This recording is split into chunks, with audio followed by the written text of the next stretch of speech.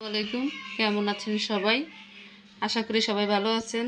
তো আমার মেয়ে চিংড়ি মাছ পছন্দ করে, এই জন্য আমার বাবা এই দুটো মাছ পেয়েছে বাজারে, তো কিনে আমার মেয়ের জন্য পাঠিয়ে দিয়েছে। এটা রান্না করব আর আপনাদের সাথে শেয়ার করব। তো চিংড়ি মাছগুলো কেটে ধুয়ে পরিষ্কার করে নিয়ে আমি রান্নার জন্য চলে আসছি। চুলাতে কড়াই তেল বসিয়ে দিয়েছি। এখন দিয়ে দেব পরিমাণ মতো পেঁয়াজগুলো আমি কিছুক্ষণ ভেজে নেব, তারপর দিয়ে দেবো অন্যান্য মশলাগুলো। এখন দিয়ে দেবো আদা রসুন বাটা।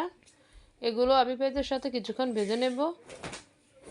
এই তো ভাজা হয়ে গেছে। এখন আমি দিয়ে দেবো পরিমাণ মতো পানি দিয়ে মশলাগুলো দিয়ে দিলাম পরিমাণ মতো লবণ, মরিচ গুঁড়ো, দিয়ে দিব হলুদের গুঁড়ো,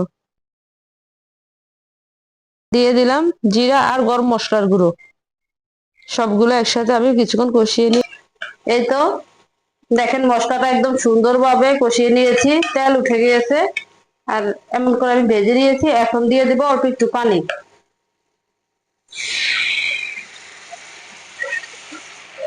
পানিটা একটু বলক আসলে আমি মাছগুলো দিয়ে দেব।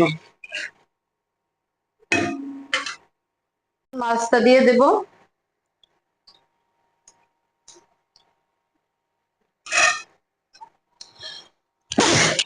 এর সাথে কয়টা পা পেয়েছি, পা গুলো আমি দিয়ে দেব।